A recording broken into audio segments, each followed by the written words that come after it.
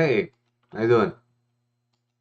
Uh, Something reset my stream settings, so I'm trying to figure out what's going on there. Okay, so that part is done. I want to create some custom commands today for my what happened here?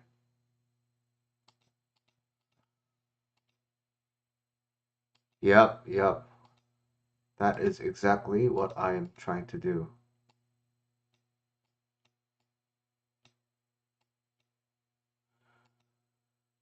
But for some reason, yeah, my setup is gone. Uh, Whoa, the heck? Okay, I'm still here. Video capture device 3. Video capture device 3. Okay, here we are. Now I need to make this one small. Let's reset this. I'm still collecting questions for social skills because I'm planning on a class with my friend. Browser. Okay, here's our window. Is okay, cool. Okay, we're good now. So this is setting 1, this is setting 2. Okay, cool. Yeah, I don't know what happened, but here I am.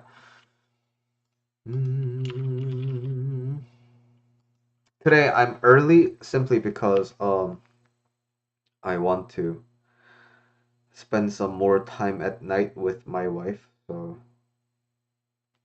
here I am a little bit earlier. I may mute myself when I'm talking to my students on voice, but generally I'm gonna be okay. Okay, so here we are. I am going to do exclamation Discord, and I need to invite people to my this Discord. Never expire. Max number of users. Nope. I'm gonna generate a new link. Okay. Nope. Not that one. Copy. Okay. Okay. Join my Discord to ask me coaching questions. Well, live questions. Ask me and my community live questions, meditate, and more. Okay, these are everyone. Okay, here we are. So that's that. Hey, Francis, how are you doing? Okay, that's number 1. And now I also want to make it easier for people to get my resources. So I want to talk about the therapy before you start therapy series. Okay, get the link for that. Now I go here. This will be called command is therapy. Before you start therapy. Call. Alright. That's command number 2.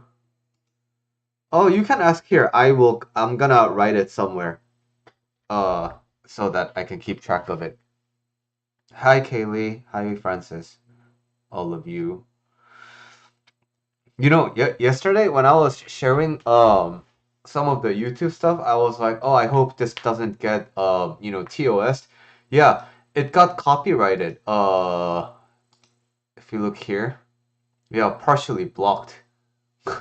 So that's how sensitive YouTube's the copyright detection is. So it's really important. I don't know if you all will ever start your YouTube channel, but yeah, like it can be very hard to mistakenly. Sometimes you're not gonna do it intentionally, but you might turn it on other people's YouTube videos, especially if you're things are focused on like reactions. But yeah, like you're gonna get banned from YouTube really quickly. Not like you specifically, but yeah.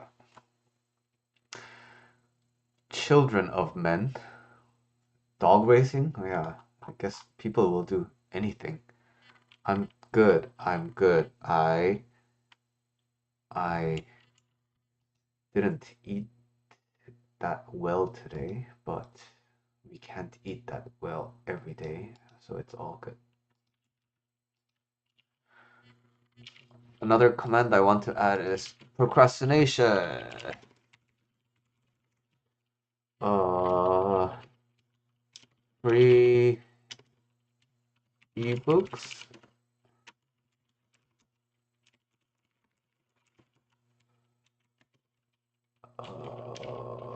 Crap. I don't know the URLs for my products. Okay.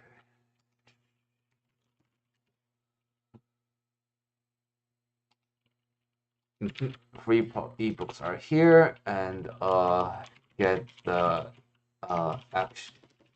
action formula is,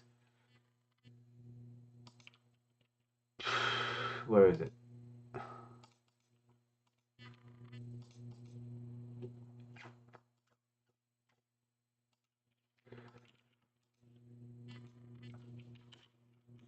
In PDF and on Amazon, Amazon.com. Here is my, whoa, share, copy link. Okay, cool. Okay, that is did I spell that out? Procrastination. Okay. You're planning on making reaction video? Yeah. Don't do it live on stream. Yeah. It's hard to keep your channel afloat if you're not doing that part. Okay. Procrastination. Books.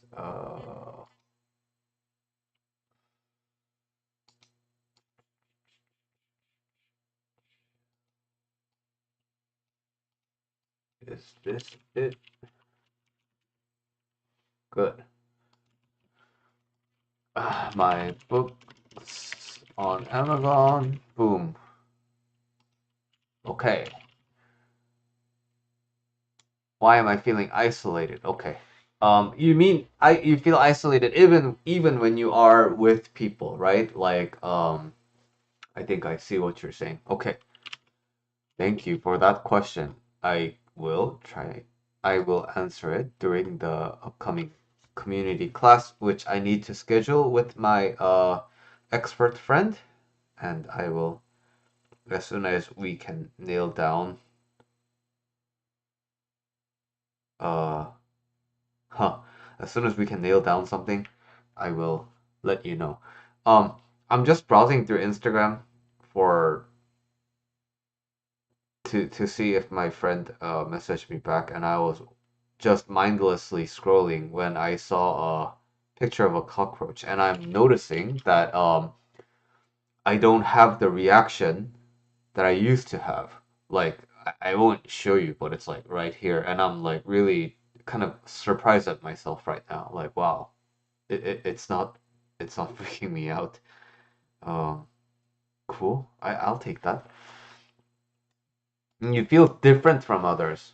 Okay. So it's not just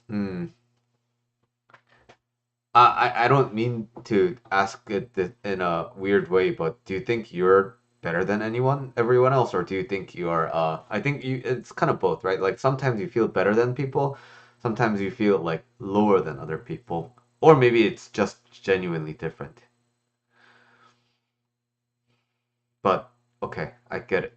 Difference.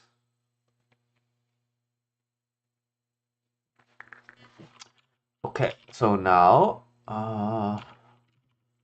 let's test out the command. Therapy.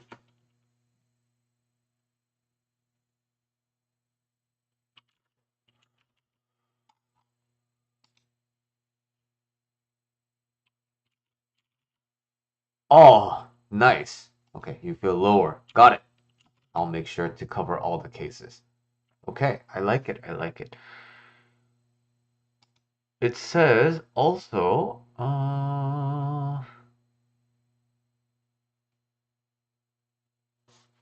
there's a poll. What is poll?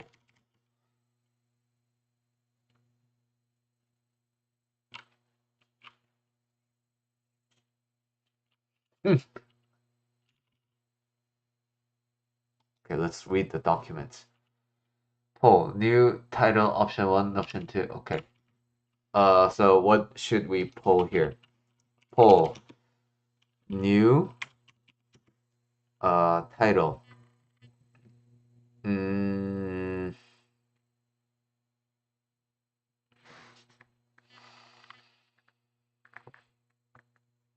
what,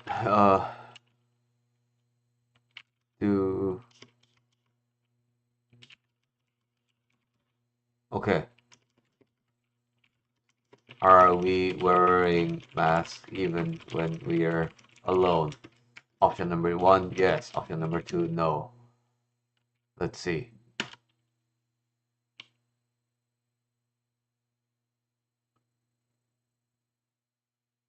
Ooh, let's go here to vote.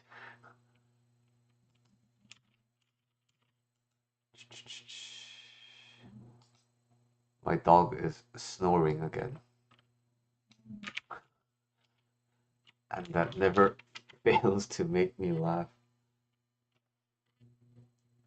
Oh. Oh. Well, okay, now I know. That's wrong. Continue with R. We marry.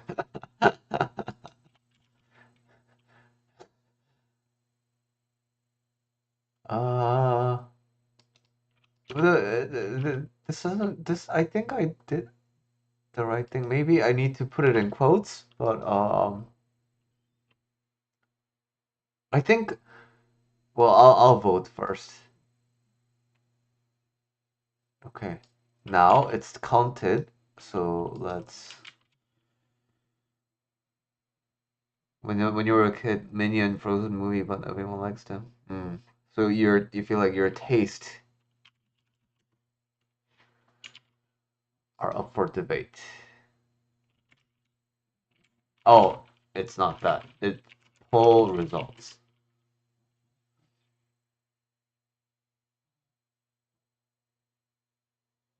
Yes, no. Okay, even break. All right. So this is something I actually think about a lot. Um, I think I think there's a distinct feeling that at least happens to me. Um, when everyone else leaves the house.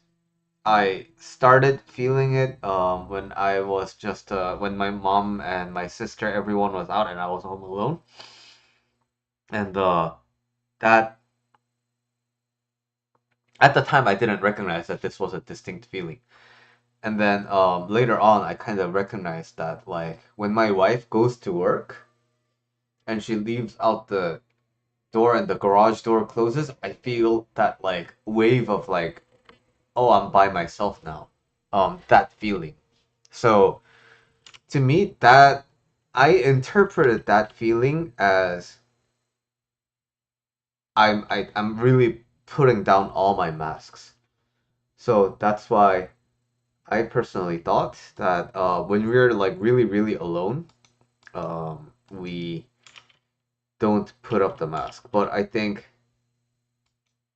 that kind of also relates to whether you feel truly alone, not in a lonely sense, but like sometimes we feel like even when we're alone we feel like monitored, right, by like social standards, by like your parents invisible gaze in the back and things like that. So you may be physically alone, but like whether you really feel like no one is around you and you can let your guards down, I think that's what I consider a lot.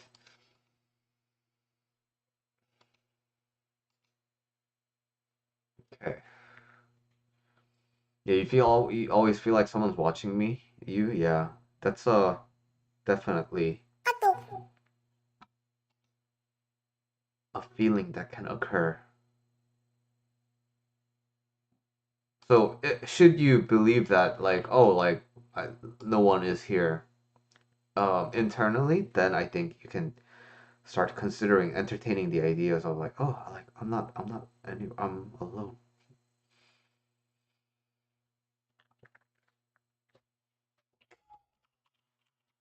And let's do some daily activities. Hmm. Yeah, so for you, Kaylee, it might be like, oh, it might be that you don't really feel all that different when you are truly alone versus with family. And I'm sensing that you are comfortable with your family, which is a blessing. Let's see if I took some pictures of my dog. Oh, I haven't. Let me fix that. You feel like you need to feel a certain way even when you're by myself? Yeah, I can relate to that. Because there were times when I felt like it when I was trying to figure myself out. I think it was around my teenage years, and to be honest, my early 20s as well. When I was in my early 20s, well, when I was young, during my like really kind of like edgy period, I had piercings and not like body piercing, but like I had earrings and ear piercings and dressed in an edgy way and things like that. But then after a certain time, I think like somewhat later in my early 20s, I kind of decided that oh, I think I figured myself out, and then I stopped needing the I stopped feeling the need to constantly like package myself a certain way because you know like I felt conscious of me being observed, and that's I think when I just randomly out of the blue decided to stop wearing earrings and stop needing to like buy all these clothes that make me look a certain way, and yeah, trying to see if I have some pictures of myself back then. Because I know Instagram did like a show your picture when you were 21. I did participate in that.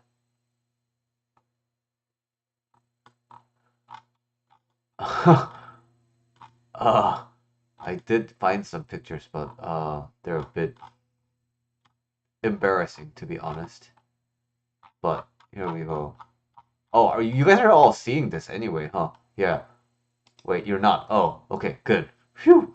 Because I was scrolling my pictures of my wife and I wasn't to make sure. Hi, Matthias. Hey, everyone. Welcome, Matthias. Yay! You're here for the first time on the stream. Yeah, you when talking to someone, you feel so forced. You are on the yeah, like playing chess. Okay. Um, I can talk about that, but I will also. Oh, you guys are connecting instantly. That's good. Yeah. Here's me. Um, when I was young, trying to rough up my dad. We're like, this is pre-jujitsu. We're trying to wrestle each other like fathers and sons do. Look at this fucking stance. My arms are so low. He can grab a collar tie at any moment. My dad just doesn't realize it. And what the fuck is this? I'm on half guard top. Why are my hips why are my hips so low? What am I doing? And why is my dad's arm like above? And why am I not submitting him right there and then? This is more realistic. Okay, I'm pinning him, my dad's defending, but like, yeah, why am I not cross facing my dad? Uh Now I know all these things. And like his back is wide open. Why am I not taking his back? Why am I trying to go to the front when his you know, back is all open. I'm like upset at my old self for not knowing jujitsu.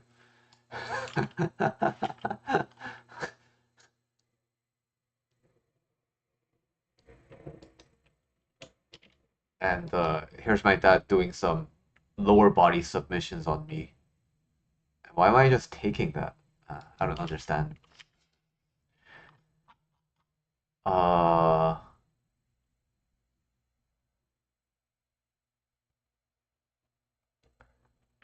yeah, it's hard to find some actual pictures of me that doesn't include other people, and I don't want to reveal other people without their permission.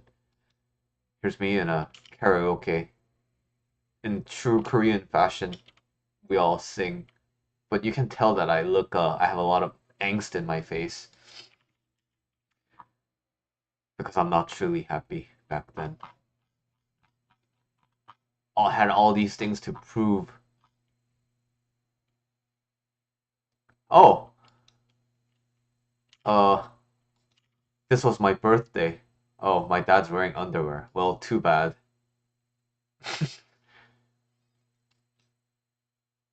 See, like it's my birthday, and I just look like I'm just being forced to be here. Uh, yeah, feels bad, but nevertheless, um, times have changed. I feel happy now. Uh, this is me. When I was about to go to the army. Well, going to the army made me sad because I had to fucking shave my head. Look how bummed out I look. This is like 1 or 2 days before I went to the boot camp, and yeah, look at me in all my misery. Uh, this is my before picture. This is my buddy from my elementary school, like the one buddy I keep in touch with, and then me taking it all in, about to not have a good time. What made me sad? I was just really sad. Um, I had a I just like never knew what to do with my life, what I was doing, like why I wasn't happy. Yeah, I was just like super emotional about everything. Like everything depressed me. Nothing made me fun. I was so lonely. But you know, like many people say, like, oh, it's just like teenage angst. But I don't think anybody really teaches you how to navigate this when you're actually a teenager, which is why it's so important to, um, like actually talk to teenagers like adults because many people just don't like respect teenagers because like, oh, you're just you're gonna figure it out. Well, whoa, then fucking help me figure it out, you know? So in the last phase of my army boot camp, there was a grenade exercise. It was like basically like a whole full combat drill. So like you start from the base of the like hill, and then there's like obstacles and stuff, and then you go to the tactical, like go to zone 1, and then boom boom zone 2, and then like zone 3, and then you do that like whole like comprehensive combat training at the end. And then after we were done, like we gotta pick things up, right? Like, so okay, so we used the grenades, practice grenades that are made of clay. And so we are like, okay, so now we're done, let's collect everything. And then so we're in the mountain, and then we're collecting everything, and then they say, if like you gotta separate the pin and the body, right? And then so I was like, okay. And then I was picking up pins separately, holding them in one hand, and then I was holding the fuse in one hand, collecting them separately, and then found that one was like still intact, and like an idiot, I pulled the pin because to separate it, and then it blew up in my hand. Um, and this is after it recovered a lot. So like, but like, man, what was that fucking gnarly? Yeah, that was horrible. Uh, Absolutely horrible. 0 out of 10. Would not recommend at all. Would not recommend. It was horrible.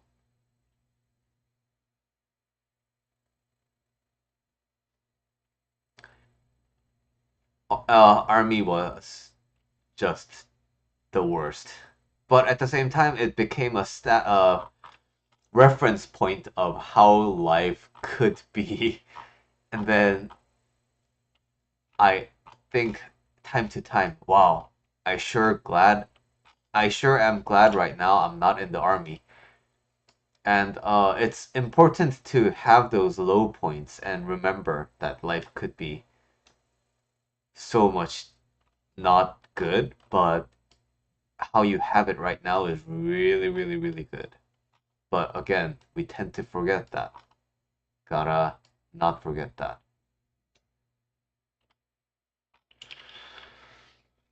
Yeah, so like thank God it was a clay grenade, right? If it was an actual grenade, like I wouldn't exist here. But yeah, it's crazy. And you know what I just noticed as I was telling you guys this? For the longest time, the I blamed the army for making me pick up these things. But then now I'm noticing how stupid of me what like how stupid I was to pull that. So for the first time in my life, as I recollect this experience, I'm finally figuring out that it was me. It was me. I was dumb. I was just responsible for my own damage, and that makes me not hate other people, which feels so good. Hating other people, absolutely pointless. Just makes you feel bad. Let me take some pictures of my dogs right now, and I'll show you guys how my dogs are doing today. One is right here in his little tent.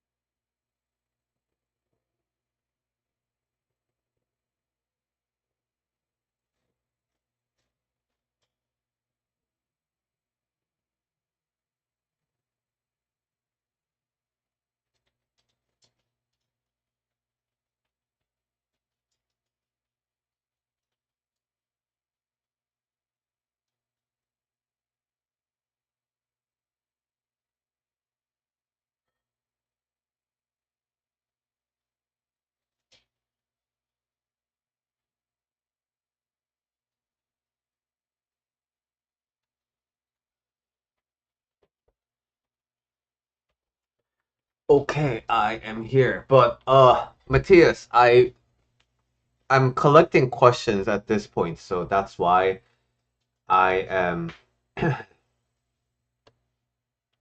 Hi, Carolina. That's why I'm not like answering your questions on the spot right now. But yeah, I get that when you think I know you can't control yourself from thinking like it's chess, right? So I but one thing I need you to understand is that's how it feels by default. And that's it.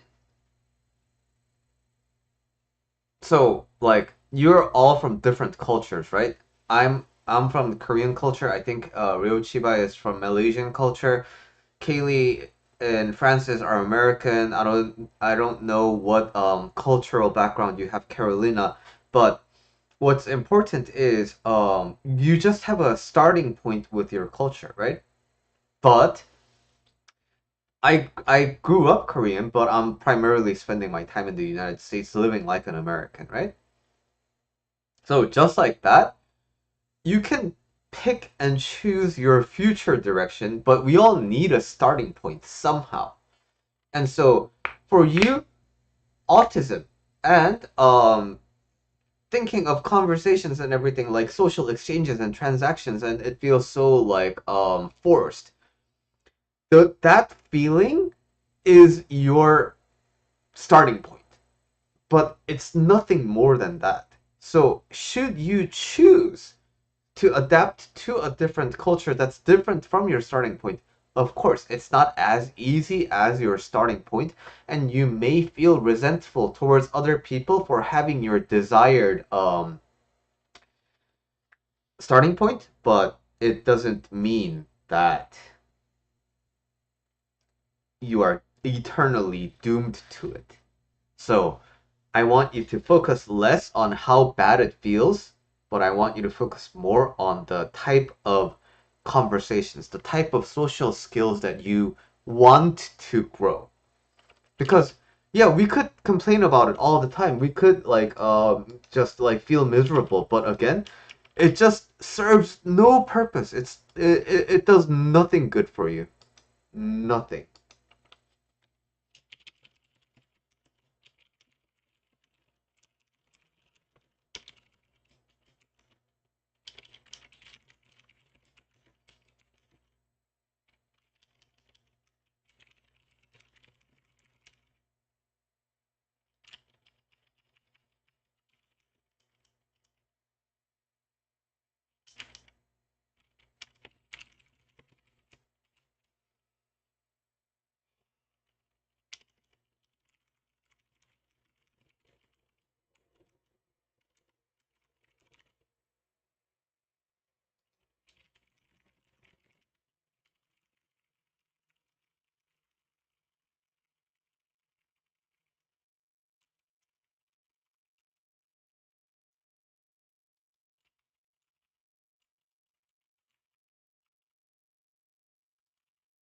Okay.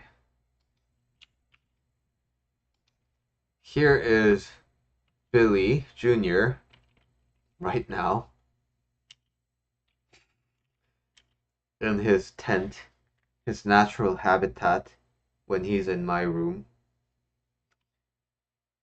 And here is Pudding, the poodle. They're both conscious of me because I just took the picture. But they're usually just sleeping because that's what dogs do.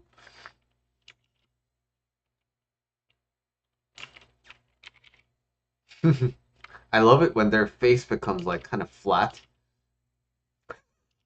because they're so like they're so reclining. Uh, yeah, that's funny. Yeah, daily poem of the day. Let's figure that out too, and the quote of the day. Let's figure that out too. But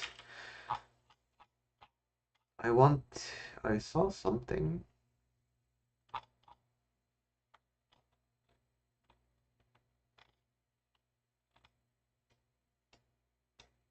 And I wanted to.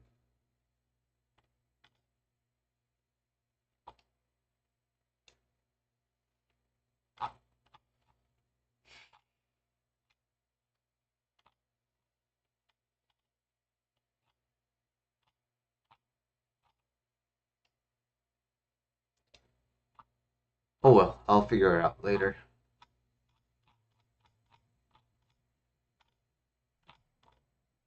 I'm looking at old pictures, and I have some beer pictures, which is making me really want a beer right now. But I don't drink all that often.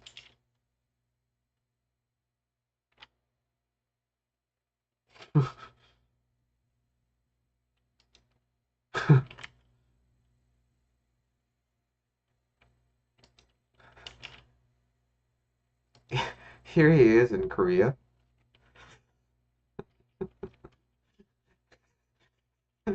He's so he's so fat.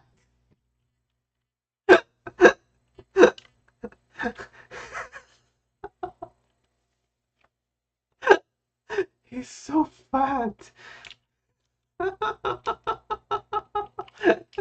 Oh, oh.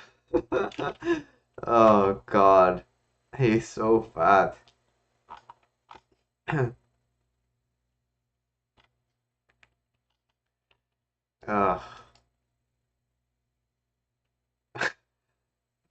okay, that was funny.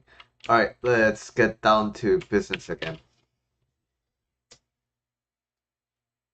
Uh, The dog? No, he's just a yeah, yeah. Oh my God, but well, number one, this is my fault, not the dog's fault, but he was he peed on the carpet so many times, the rug so many times. It drove my parents and me crazy, but now I'm able to see that it's all my fault because I was really bad at going out for walks, and turns out he has a very like clean person, like he has kind of a OCD. So he really likes his toilets clean. So of course he wants to pee outside and not get it mixed with the inside. But at the time, like an idiot, I didn't know. Whoa. I don't, yeah, let me turn off that warning, spam protection. Disable, disable, disable, disable, disable. Yeah, okay, cool. Not that, not that, not that. Wait, where is it? Here it is. Yeah, here he is, really blending in with the carpet. Like, uh, okay, but I need to bum you guys out a little bit. He's 12. I need to bum you out a little bit. So this was when he had, we didn't know it at the time, but he had this disease called liver shunts. It was a genetic disease. So he was a ticking time bomb, and we just didn't know about it. How we figured it out is I noticed one day he couldn't pee. He was straining, but nothing would come out. And I was like, holy crap, something's wrong with this kid. And yeah, he had surgery. I think I talk about it in my UC Davis video. But yeah, he had kidney stones. And this is him in the vet's office, all worried because he can't pee. And thankfully the surgery went well.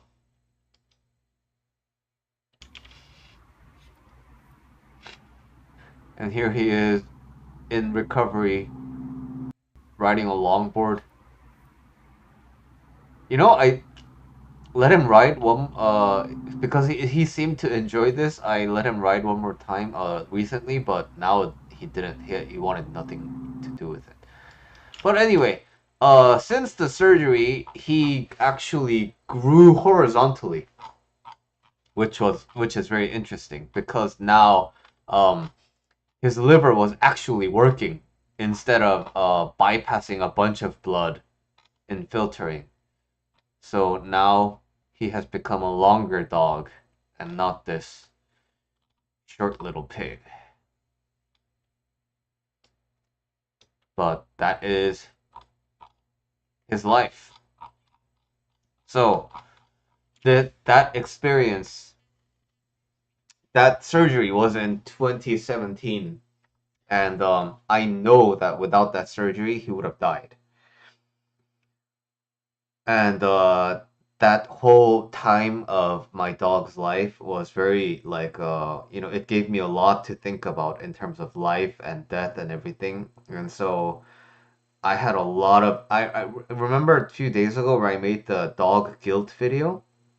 Like I truly like had a lot of guilt when it comes to my dog about how horrible of an owner I am and like how I'm not doing all the responsible things. So I totally get that kind of like mindset, but you have to be a happy dog owner for your dog to be happy. And for me, I know that the surgery was super expensive too. Like it was like multi-thousand dollars, and I willingly paid for it so that my dog could live a second life. So I'm treating my dog's current life as a second life. So I have no regrets if he dies today because he was, to me, I decided to believe he was dead in 2017.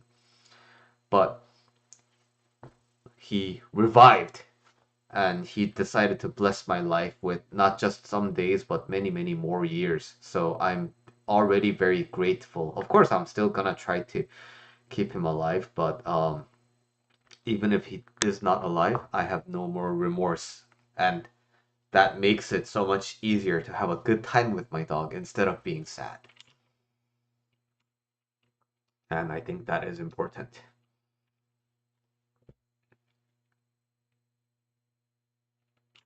Okay,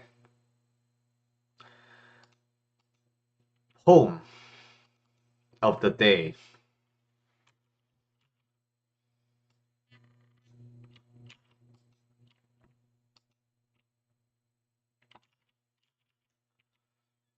Let's think about that.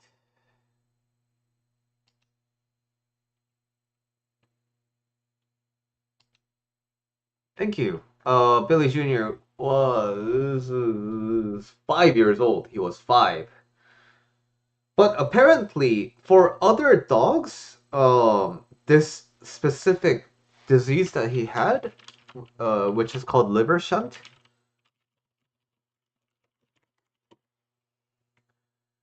yeah, for other dogs, the symptoms have to do with neurological things because it starts affecting the brain when your blood isn't pure like filtered with the liver.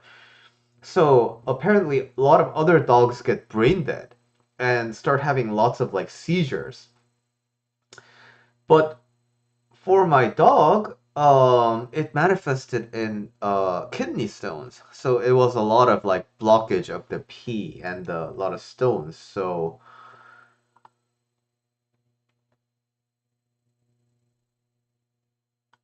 yeah, because the toxic substances are either gotten rid of or changed so they are friendly to the body, but the liver basically toxic blood is unable to flow through the intestines to the liver because like this one's about the cat, but basically your liver has this extra vein that just like leaks the dirty blood. Yeah. And so including neurologic and behavioral abnormalities, gastrointestinal disturbances, urinary tract disorders, which is what my dog had, and stunted growth. So that's what he had too. So, since then, it has been very different. Yeah, so if my dog had neurologic things and if it had crossed the point of no return, then yeah, he literally wouldn't be alive. So it's a true, like, I consider it a true blessing that he had kidney stones, which was a treatable thing, and number two, I was able to get the surgery because again, like what guarantees the life of my dog? You know, I can't guarantee my dogs will stay alive like the end of until the end of today. So I have to always keep that in mind so that I don't take them for granted and I just everything that um, I do with no regrets with my dog. Very important.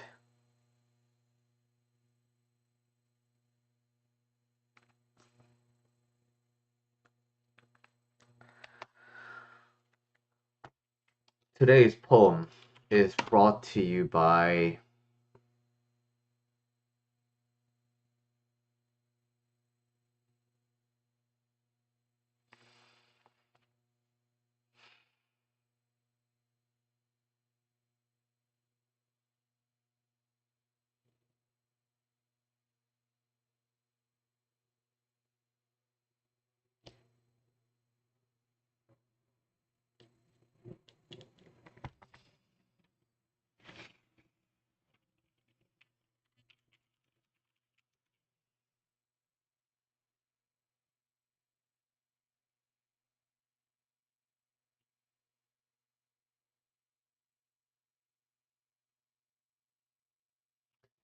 uh I'm looking for a specific word.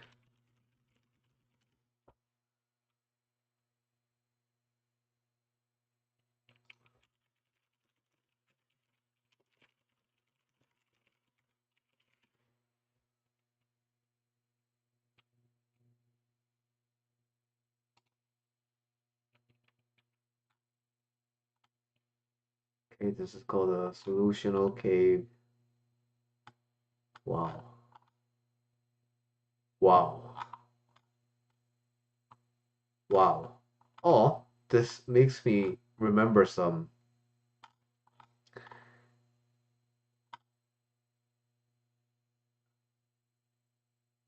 field trips I had when I was a kid. Okay. Talus Cave, I think, is what I'm looking for.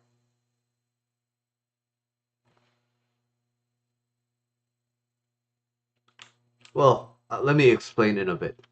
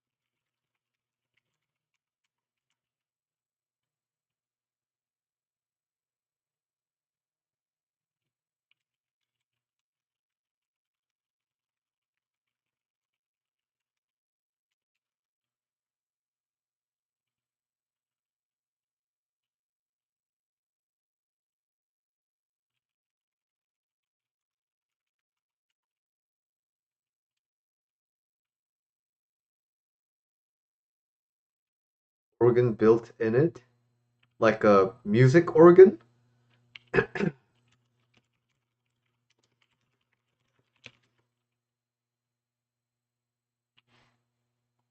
Wow, they're very literal about it, huh? Organ cave.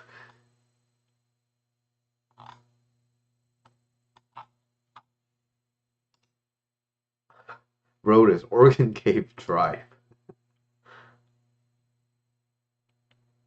Huh. I'm assuming it has a kick-ass acoustics in it, huh? That sounds fun.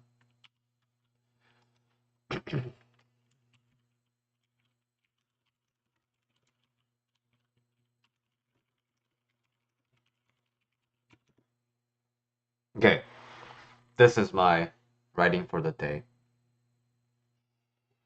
In a dark falling tunnel, what I mean by falling tunnel is basically there's like the tunnel slopes downward.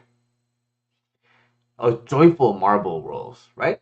And as it tumbles and bounces through the dark deeper and deeper, its sounds wake up the bats and it makes them laugh because it bounces like boom, bing, boom, boom, boom, boom. What a song that Marble sings as they sing along. And just like that, the dark tunnel brightens. Um, yeah, I today I just noticed that there was there's all these like new meetings and new practices that we have at work, and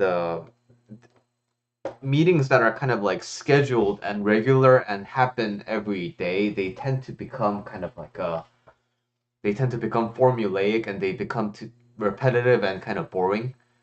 But then today I really tried my best to kind of like look at it from a joyful angle. Hey, like this is fun instead of like, oh, I guess I'm having fun. No, right? I'm like I truly decided I'm gonna have fun in this meeting. And as I had fun, I could tell that like the whole meeting just became generally fun for everybody. So doesn't doesn't change the fact that it was a work meeting, and doesn't change the fact that it was kind of like mandated, but we all had fun. And sometimes I think that's the important part of doing it. That's what makes work tolerable, doable, in my opinion.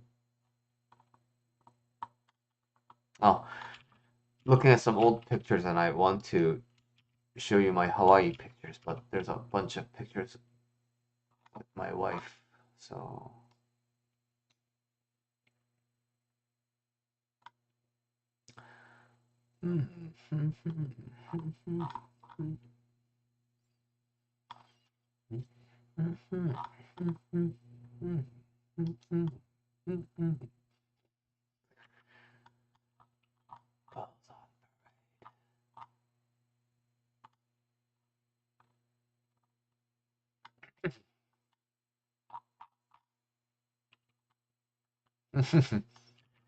my dad visited Los Angeles last year, and here's me actually destroying him this time.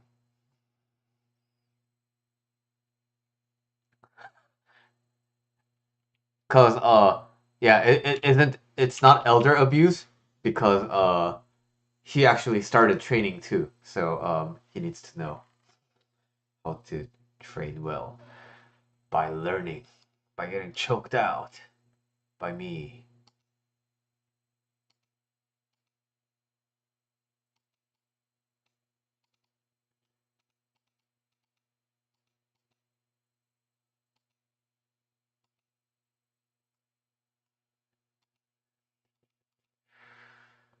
Okay, what else? Quote of the day. You know what? I'm gonna try and find some quotes. I don't think I did quote of yesterday, but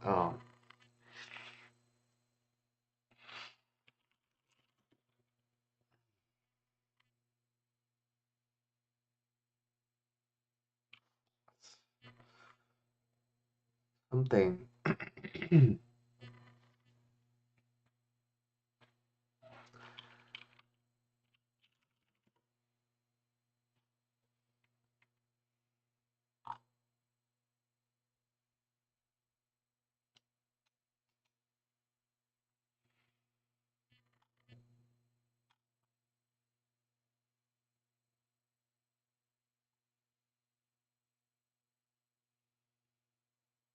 Mm,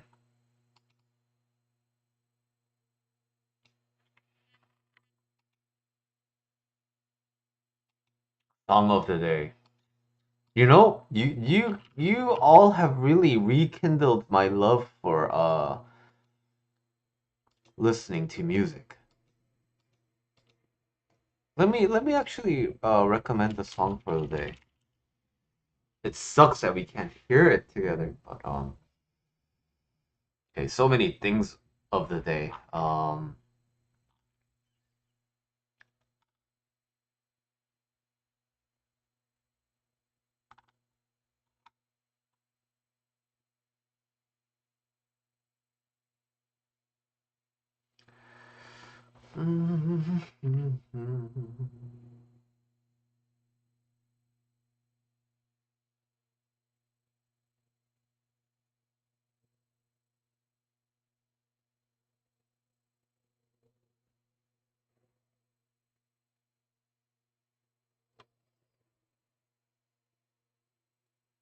You know, I yeah, like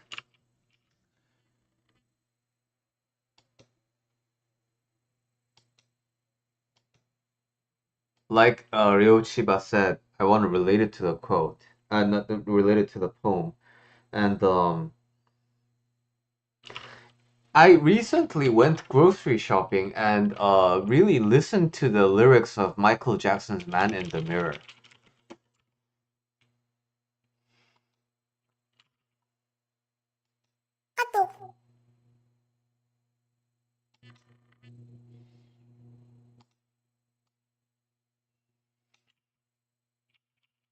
Not this.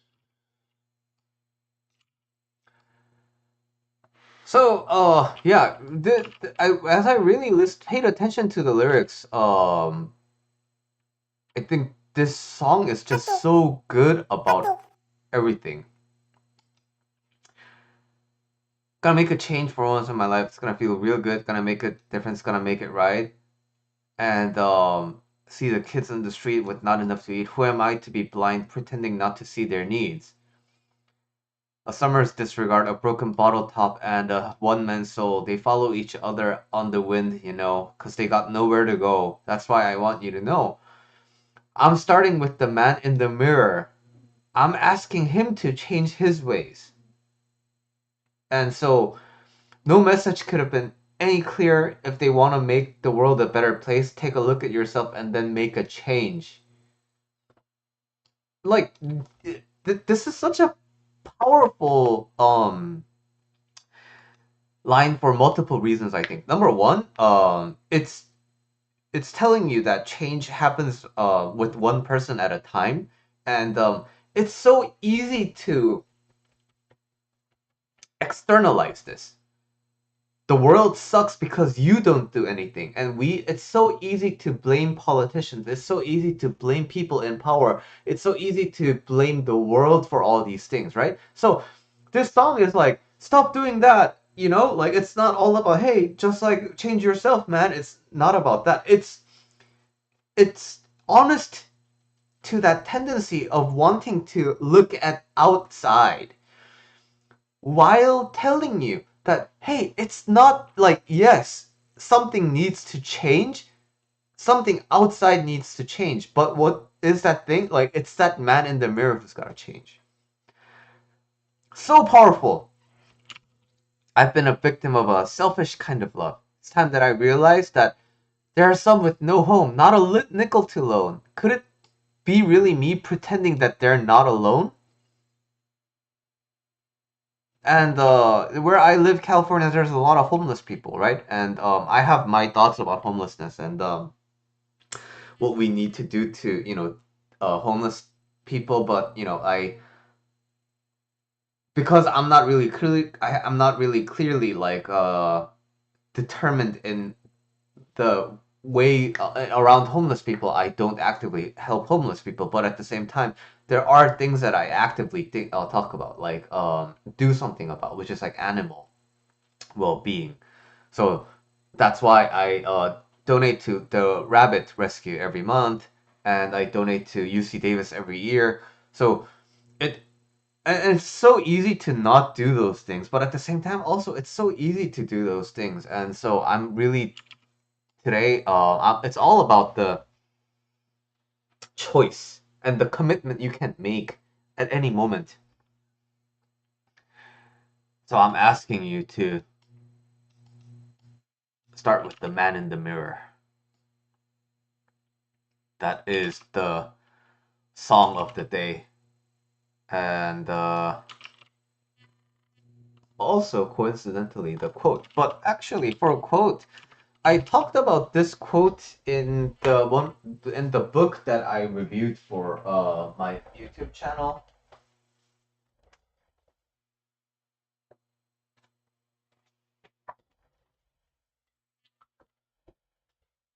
Wisdom of Sustainability. It's about Buddhist economics.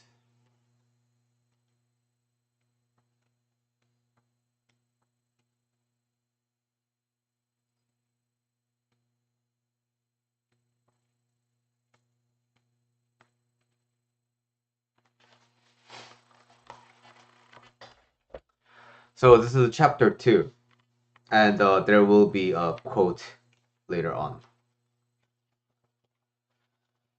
Following the September 11, 2001 terrorist attacks on the World Trade Center, His Holiness the Dalai Lama offered these words to then President George W. Bush.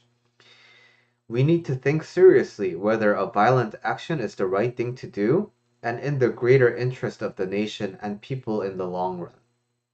I believe violence will only increase the cycle of violence. President Bush responded by attacking Afghanistan and, less than 18 months later, Iraq. He said his country's mission was to rid the world of evil, emphasizing a crusade against the axis of evil, Iraq, Iran, and North Korea. I cringed when I heard his words, remembering that Hitler and Stalin also wanted to rid the world of evil. The great Russian author Alexander Solzhenitsyn, I think, wrote, and this is the quote: "If only it were all so simple. If only there were evil people somewhere, insidiously committing evil deeds, and it were necessary only to separate them from the rest of us and destroy them. But the line dividing good and evil cuts through the heart of every human being, and who is willing to destroy a piece of their own heart? Good and bad. It's so easy to cast judgments on other people. Oh, that's good. Oh, that's bad. But the thing is, good and bad are so deeply intertwined with the human experience and the multifaceted nature of it. Some things that you do will be good in your perspective, but it'll be horrible in other people's perspective. So I take a lot of care of my dogs, right? And I spend thousands of dollars for my dog surgery. But then there will be people who are like, you spend all of that money on a dog when up there are African kids starving? And to them, it seems like I waste a lot of money, right? And who am I to say that, like, no, the way spending my money is the best, you know? So good and bad are all in perspective. So it's really important to be wary of this kind of like black and white thinking of that's evil, that needs to disappear. Want you to keep that in mind as the quote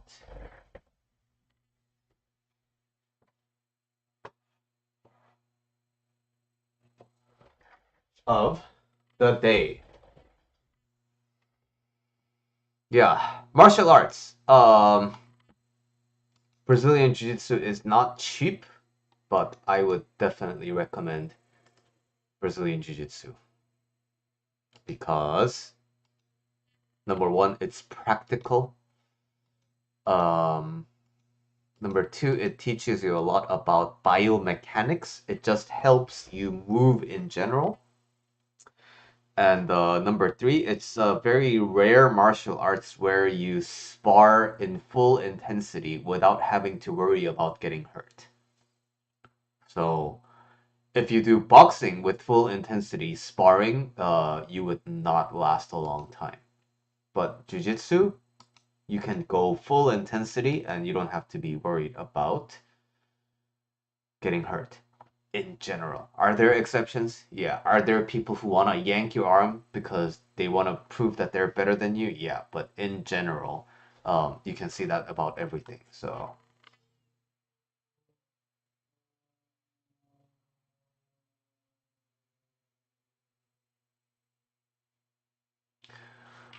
okay.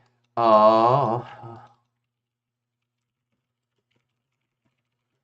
I need to feed my dogs, so I'll be right back. Vamos lá.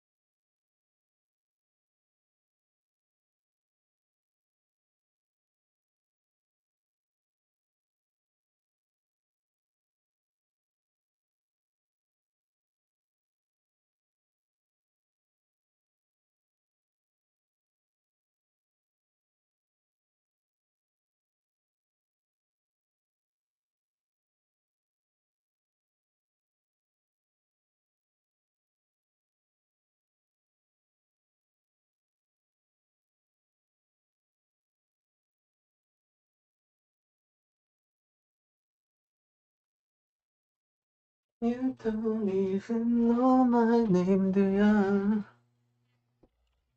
Okay. You don't even know my name, do ya? All right. Let's record some videos as well.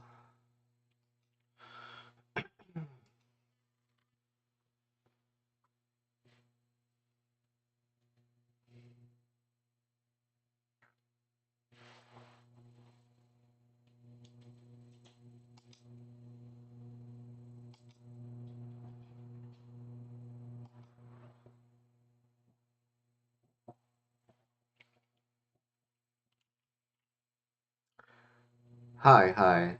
You know, I'm looking at this post.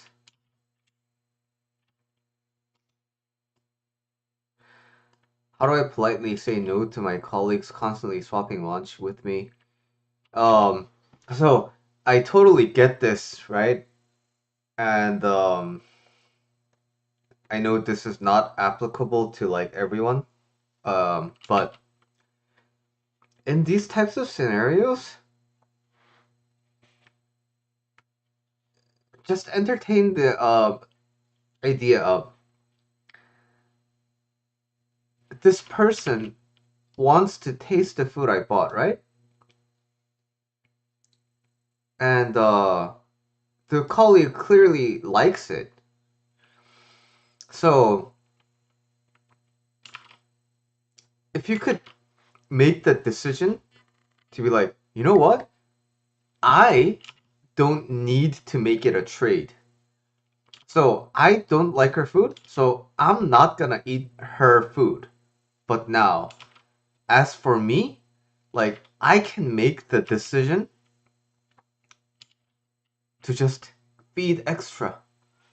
I can be the I can be the provider of my colleagues a little bit of a more brighter lunch experience. If I can decide that, then then I become someone who is a giver. And that feels really good when you can really choose to do it. Because to be a true giver, you have to realize that you have so much resource, and you're giving without any conditions. No, no, no, I don't need to eat your food, but you can have mine. I have so much more. If you can genuinely tap into that really bountiful energy, it just makes your life so much better because you're gonna feel so much happier genuinely. Because number one, you don't have to worry about politely declining. You don't have to worry about like having to make it an even trade. You don't have to worry about like, but if I, always give them food, then it's my loss. You don't have to feel bad about that. If you can just focus on being, you know what, this person's clearly hungry and they like my taste in food. I don't need to like them, but they do. So I'm just gonna offer them every time. If you can if you can make that choice, if you can be in charge of your life instead of, but this person, letting your life be controlled by other people's like behavior, I think, again, I'm not saying everyone needs to do that, but that's just that's the kind of positivity and overall direction in life that just fulfills your life with happiness. It makes you happy.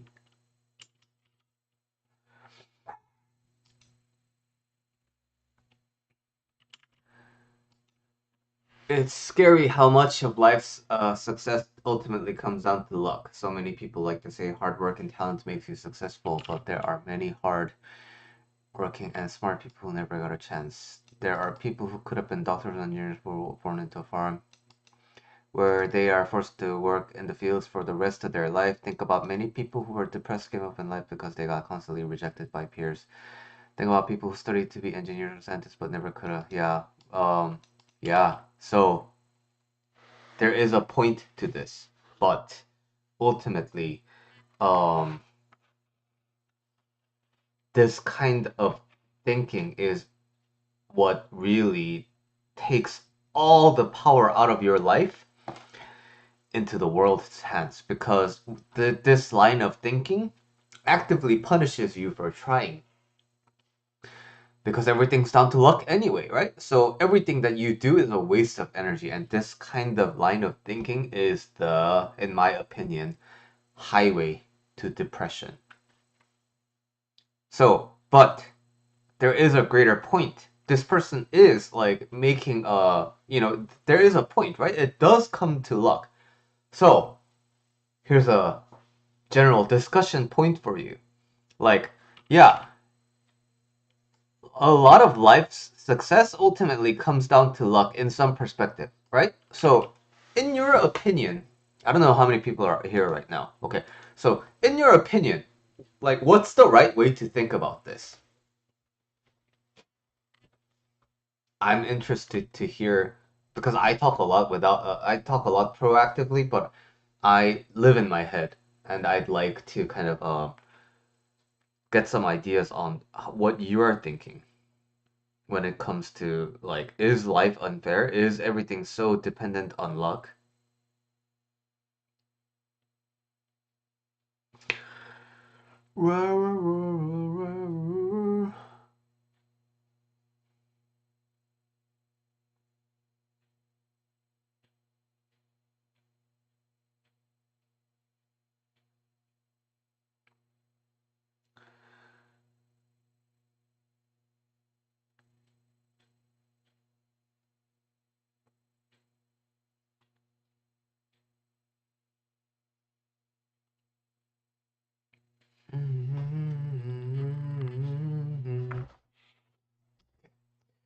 Let us make a video about this.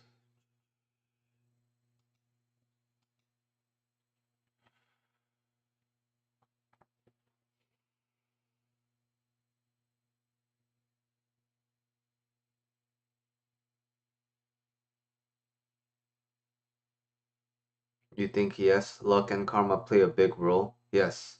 Yeah.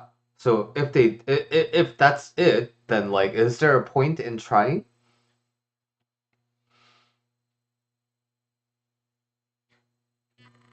Yeah.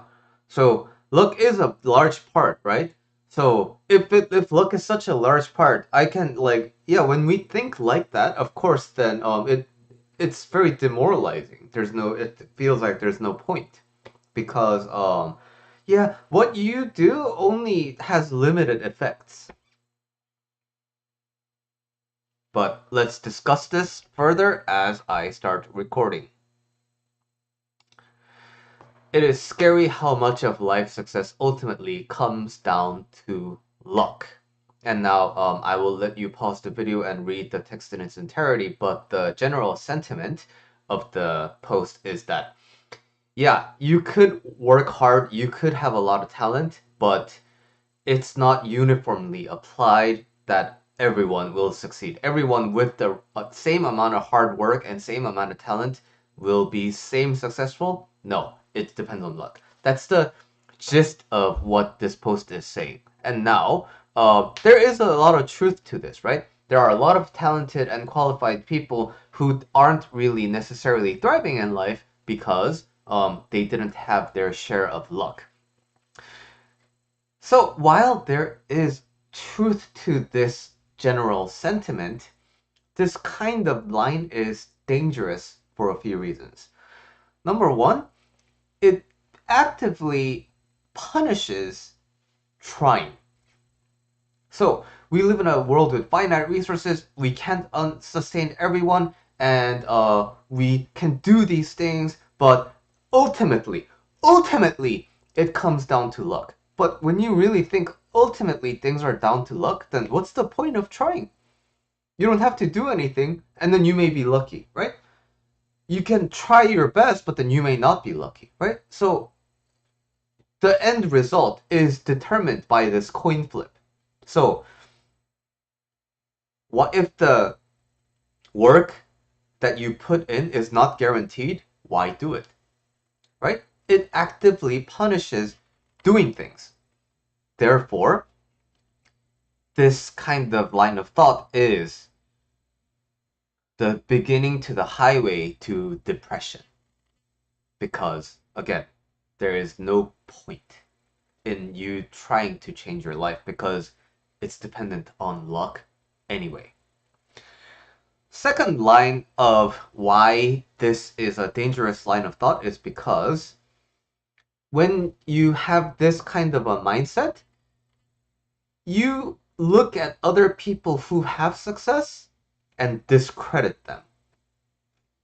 And you will become generally a more spiteful person, holding on to a lot more hate. But the thing is, who does that benefit? No one. Who suffers from that judgment and hatred the most? You. It makes you unhappy. So those are the danger points of these types of line of thought. But now, then, we do live in a world of luck, right? There are a lot of luck factors involved in all these things. But then what is the right way to think about this? I'm not saying I'm right, but I want to just point out the kind of how this line of thought can be a little extreme, and what is the right way to think about chances. Number one, we have to recognize that success, life success, is not dependent on money. I know it's so hard to think outside of that box, but this post is all about standard of living and poverty and substandard and resource, right? Life isn't about consumption. Consumption is a big part of life, yes. But life is not defined by that. A, a family in poverty can be happy and in love with everyone and have a wholesome life and not want anything outside of their, like reach. A millionaire can be depressed. They can have all the resources in the world, but they don't feel good as in their life. So, what is success? Success depends on a lot of different things, but ultimately it is up to you to decide what your success is. But this line of thought is only attributing success to material consumption. And not only is it considering that, it's considering it to be the only kind of like real thing, real goal for life. There are no real goals in life. It's not your job to be a millionaire. It's not your job to be a PhD. It's not your job to be the number one singer if you are an entertainer, right? It's not your job to win all the awards. And again, this kind of line of thought is said, oh, that's copium. You're trying to make you're just trying to save face. But then again, when you think that, who suffers the most? Like, it's all a perspective. And that perspective just makes your life miserable when you think the world is a negative place. And that negative opinion comes from this idea that there is an ideal to reach in your life. There isn't. Success is subjective, according to my subscriber, Francis. So, just like that, it's important to keep in mind that number one, the definition of success is fluid and largely up to you. And now, number two, okay, then suppose I actually want to I want to have that kind of success for the fun of it. Now, I want to be a doctor and I have to take the MCAT, right? And I have to graduate from med school, which means I need to compete with other people. I need to get a certain amount of test scores. But then even that won't guarantee it, because what if I get into a pool of people who are way more smarter than me? And then I'll never be a doctor. Well, but at the same time, if I get in the pool with a bunch of people who are dumber than me, then I can be a doctor, right? So, yes, all of those are basically leaving your life in the hands of chance. So, we have to understand something here. It's about the grand theme of cause and effect. When I have seeds for a dandelion, and I have a soil that's really rich in nutrients, I'm gonna get dandelions. Suppose I have 100 dandelion seeds, and I plant it all in the rich, fertile soil. Now, highly likely that I'm gonna get a field of dandelions. Suppose I have the seeds, dandelion seeds, but instead of it being this really good and fertile soil, it's like a lot of rocks. Not a very good environment for flowers to plant. And I plant 100 dandelion seeds. I can still get dandelions, but just not as many, right? So, in the first scenario, is it guaranteed that I will get 100 dandelions because I planted 100 dandelion seeds? No, right? Because the seeds have variance, and so does the ground. Maybe some portions of the ground are richer. Maybe some portions of the ground didn't get watered evenly. And so, while in general it's conducive to more growth, it's not guaranteed that all of it will bloom into dandelions. Same with the rocky ground. It's really bad. It's a bad environment for dandelions to grow, but there will be some seeds that bloom into dandelions, right? So, in the worst environments, it's not a guarantee that you won't get any bloom. Some will bloom, depending on the seeds, like resilience, depending on the random chance of rain and nutrients and things like that, and worms and bees and things like that. But what's the real greater point here? When you don't plant dandelions at all because it's up to chance, you never get dandelions at all. You completely remove the possibilities of getting dandelions ever if you just don't plant the seed because it's up to chance. That is the danger of this line of thought. When you start to believe more and more into this, you stop planting the seeds in the first place. Because if it's not 100, then there's no point in doing it. That's the danger of this mindset. Yes, it's probability, and you can improve your chances by improving your environment. You can improve your chances by making the seed itself a little more, make it become healthy and keep it in a warm, nice environment. There's things you can control to improve the chances, but none of that can start if there is no dandelion seed planted at all.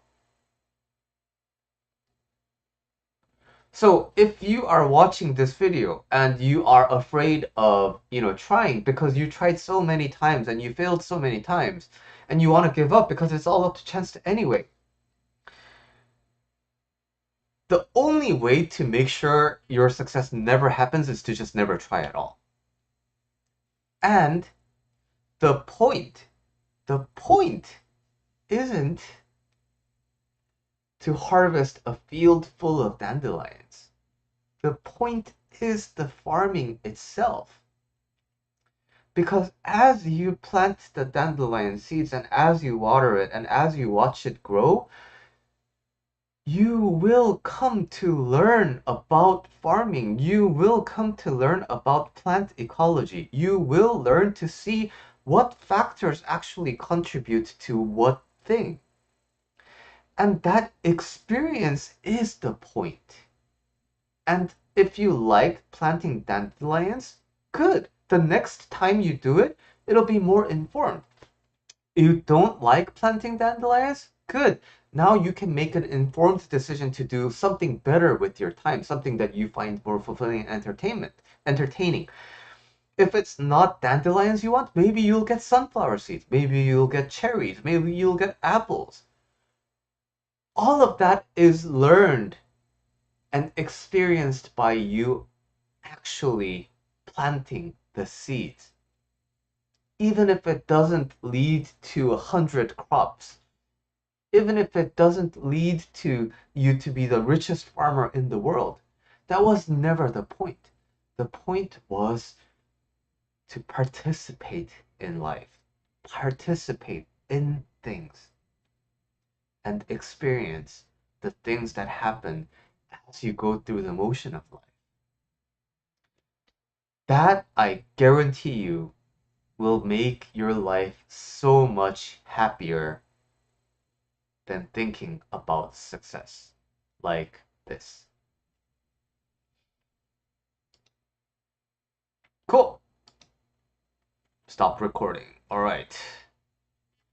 Yeah. So you guys understand what I'm saying, right? Like, yeah, it is dependent on luck, but the thing is, your desired result,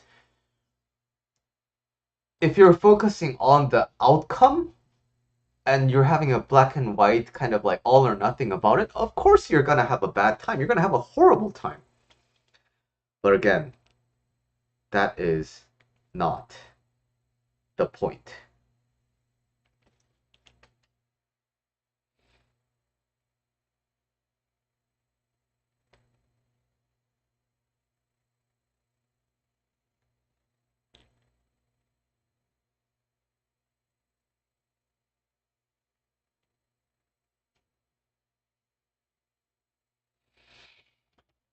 Okay.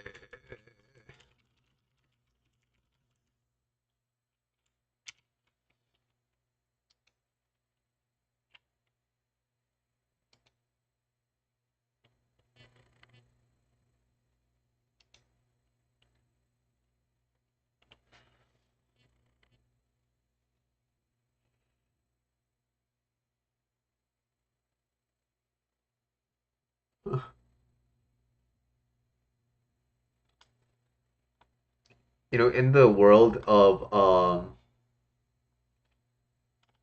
Korean streamers,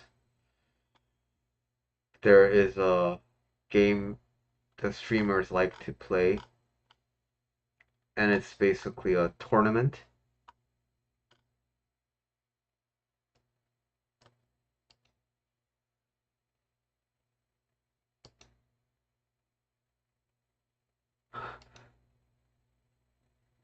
Yes, action is the point. And um, I always wanted to try this, so let's try this just for fun.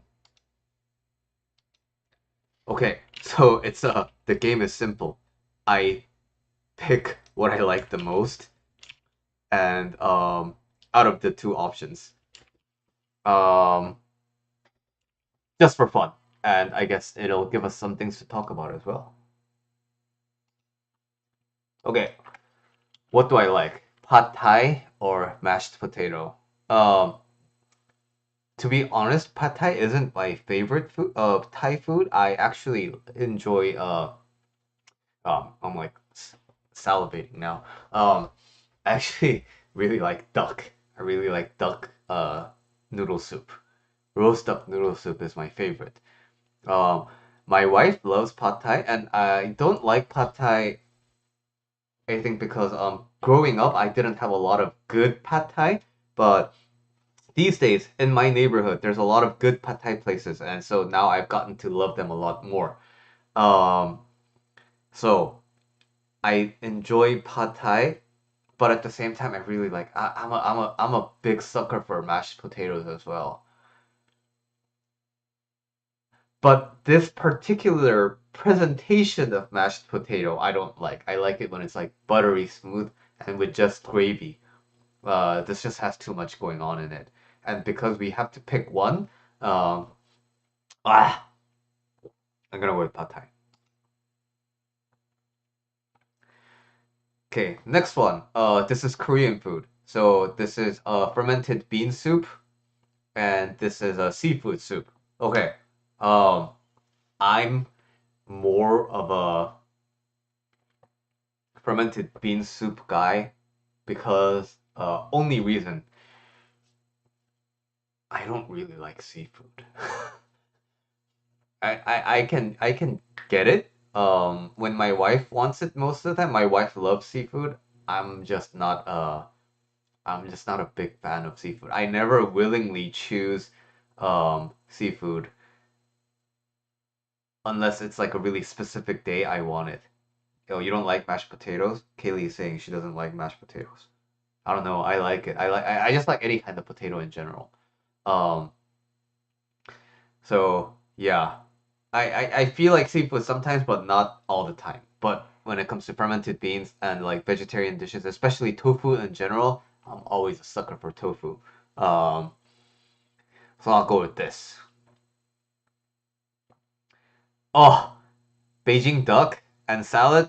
You guys know how much I love Beijing duck, right? Like a duck in general. I'm even wearing duck color. Of course, this is I love salad too, but like, come on, no comparison. Uh, Kimchi soup and braised Korean braised chicken.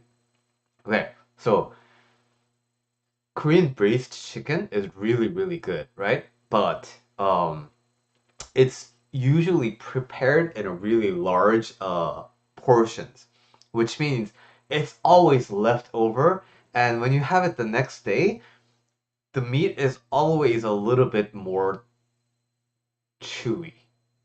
So first, when you're eating it, like the Korean braised soup is good. Oh no, you have ducks at pest. I'm sorry.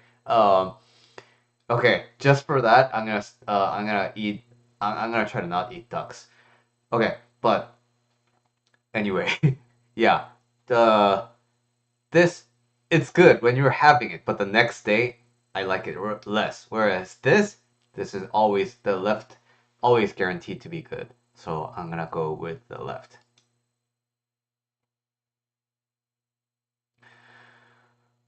Oh, salt grilled shrimp and Korean kalbi. Actually, this is minced kalbi. So it's not just the ribs, but it's a minced rib. Now, I don't like seafood that much, but I really like this because salt grilled things, when you have it with soju, it's so good. So this is more like a special occasion food, and this is more like a fancy side dish that I can make if I decide to. Just as a little more hands-on cooking.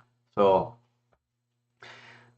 for this one, is the criteria gonna be uh special occasion food or ordinary food? I don't know. I have fond memories of eating this with my wife, so I'm gonna select this one. Oyakodon and ramen. Okay, controversial take potentially, but I don't really like ramen. I think ramen is one of the most overrated foods in the world. Part of the gripe about ramen is I think there aren't that many ramen places who do ramen well.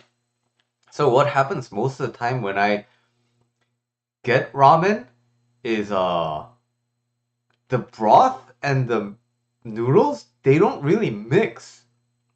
Like the broth isn't really deeply the flavor isn't really deeply integrated into the noodles most of the time. So it always feels like I'm eating two dishes in a really weird way. So I don't enjoy eating ramen in general. But when it comes to, like egg over rice, you can't really go wrong with that. So I'm gonna go with egg over rice. But I feel obligated to tell you, in San Diego, California, there was a restaurant called Hachi Ramen, and even with my fervent hatred for ramen, this was the best ramen and overall one of the best food experiences I have ever had. Um, but it closed during COVID, and that makes me greatly sad. Okay, enough about my sadness. Katsudon and sotok sotok. What sotok sotok is rice cake, sausage, rice cake, sausage, skewer, grilled, and topped with spicy sauce, sweet and spicy sauce. In Korean, sweet and spicy is a big flavor profile. Now, with that said, my wife loves this. I think it's like okay. It's not that bad, but it's more like a snack. Whereas tonkatsu, I don't care if tonkatsu is soggy or crispy. I love tonkatsu. Now, a lot of American people complain that if you're gonna drench it, then why fry it? Because frying is supposed to make it crispy, right? But the flavor that's preferred by the Japanese people is this distinct like texture that you get when you fry it and then you dredge it in sauce. Like it's this kind of like a more wet and moistury kind of a feeling that you get. So that's why the Japanese people do it. I'm a big fan of tonkatsu and eggs in general, so I'm gonna go with the left. June, and my other duck is her mom. Oh, oh. Okay, now no more duck, Billy. This is it. Yakisoba or meat noodles from Jeju Island. Okay, so I think this is a battle of broth and fried. Now, I do like fried, but as a Korean, the Korean palate always demands every once in a while. You can have all the other foods, but the Korean palate always demands that you reset to rice and soup. And soup is what this is. On another day, I would have maybe picked yakisoba because I do enjoy yakisoba, but it's raining, and again, it's a Korean palate of Koreans love eating soup in the rain, so I'm gonna have to go with this. Ooh, unagi dong, which is this is eel in sweet sauce, kind of like teriyaki sauce. This is uh this is a Korean way of preparing angler fish.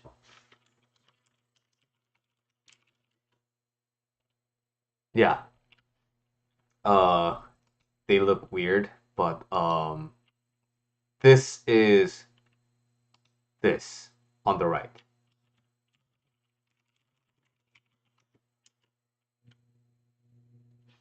Yeah, you it's not as extreme as that, but it's the Korean angler. But you chop it up and then you prep it with some. Ooh, it's this is the one. It looks just spicy, but it's actually very fragrant because it uses a lot of aromatics, which is not really typical of Korean food. Korean people don't really use a lot of aromatics outside of garlic. We're crazy about garlic, but this particular dish has something called minari and sometimes sukkat. these are very like strong flavor, like strong aromatics that really complement the dish, along with bean sprouts.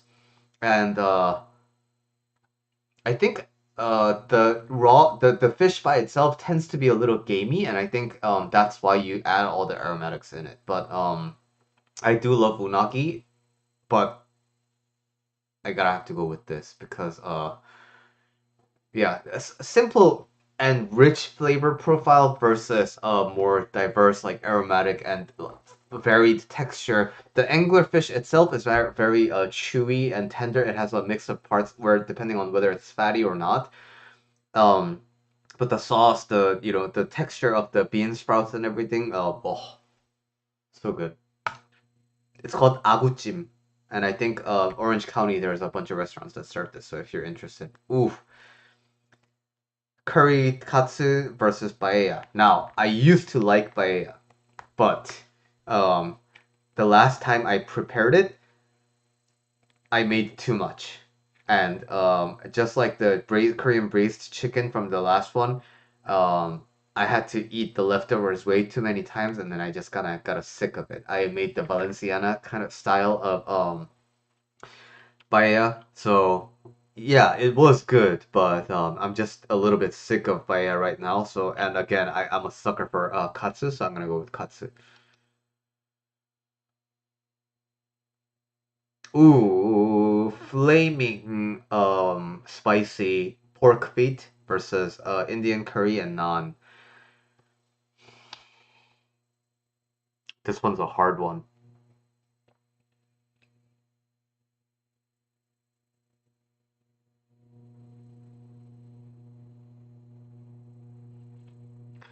So Korean pig feet is usually really it's steamed, so it's very tender. I think it's a mixture of like boiled and then steamed. Or I don't know, is it braised? I'm not sure what the correct term is, but it's in sauce. It's very deeply marinated in sauce. And for this one, it's covered with really spicy sauce and burned, and Indian curry with naan is just Indian curry with naan. But now, um, I used to like these in my 20s, but as I grow older, I look for more varied uh flavor profiles. This one is too simple. It's just savory, a little bit sweet, and very spicy. It's too simple.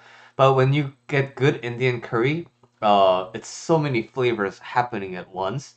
Because they use like tons of spices, and I love spices. So I'm gonna have to go with this one.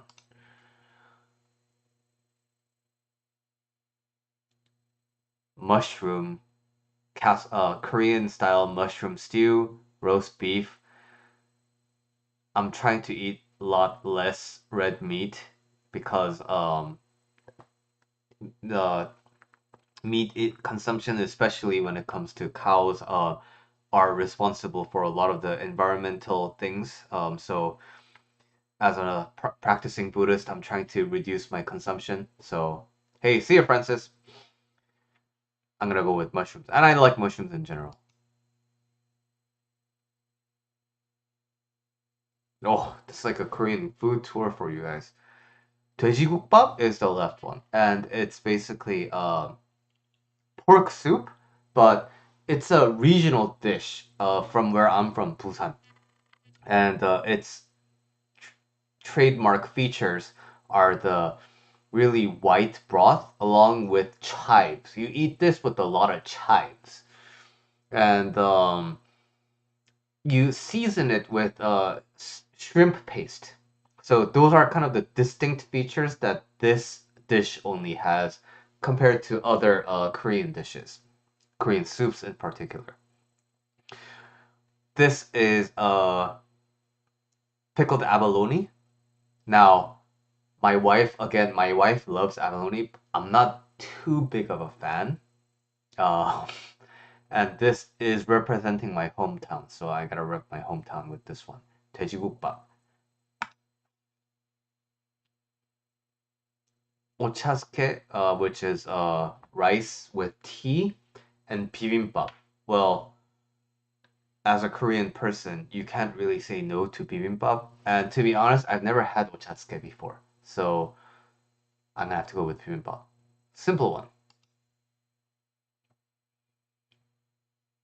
코다리찜 or 소갈비찜. Okay, 코다리 is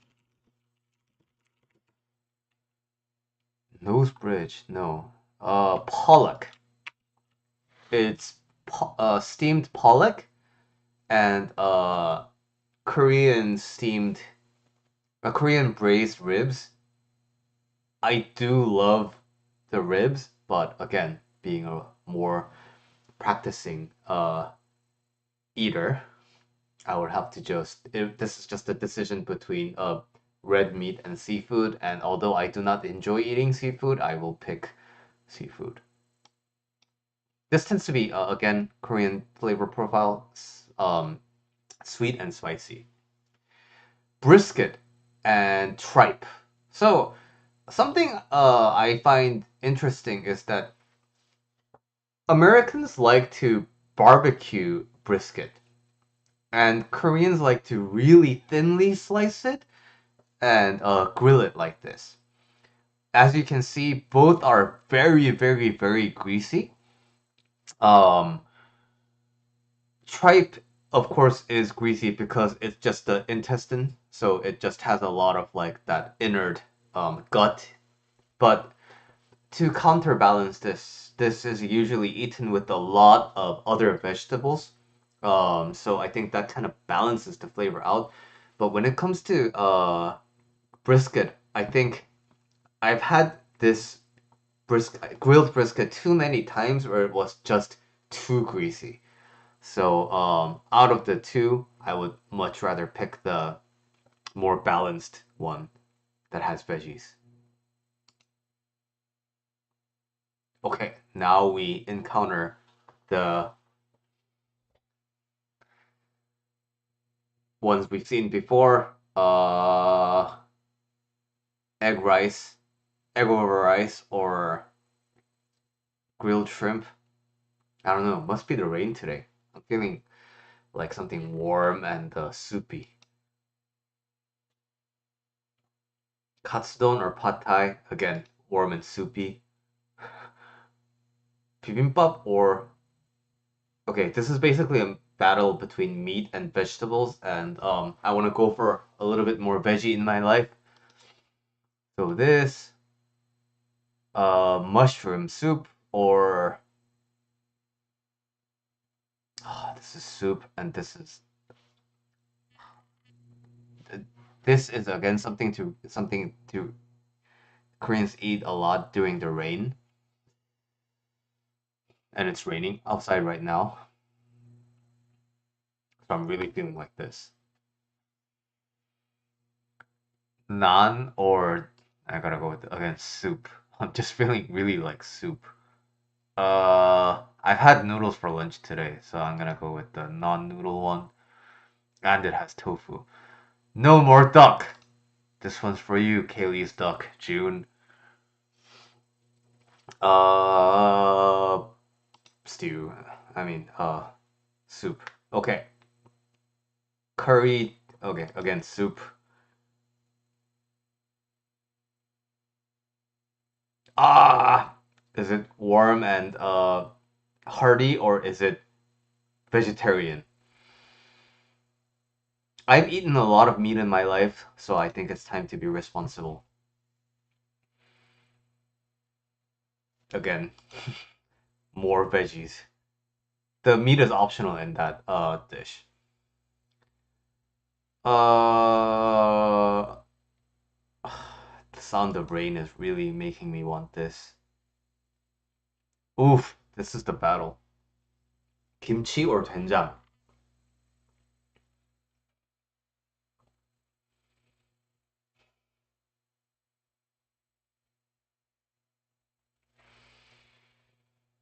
Oh, this is so hard to choose. You know what? You know why this is so hard to choose? Because usually when I make kimchi jjigae, I also put in the fermented bean. And when I make the fermented bean, I always have it with kimchi. So it's like I've always kind of have the two together. But today, I feel more beany instead of more kimchi. So I'm gonna have the fermented bean. Vegetables or seafood? Again, the rain is just really making me feel this. Now the last. Rain is making me feel this. Yay! This one. Alright.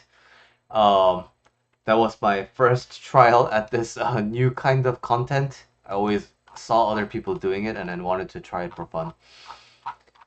Okay, now I must prepare dinner so that my wife can come home to some warm dinner.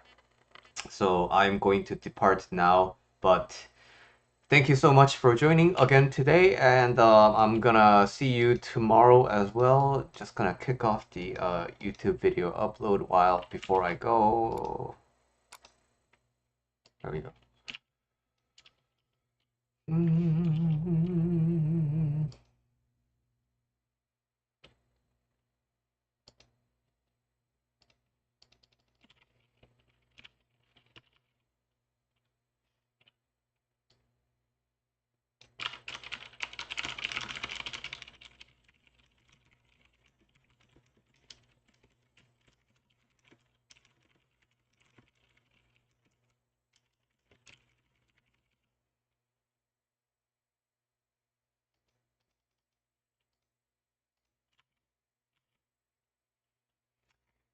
All right, video is uploading. Thank you for joining, and I will see you tomorrow.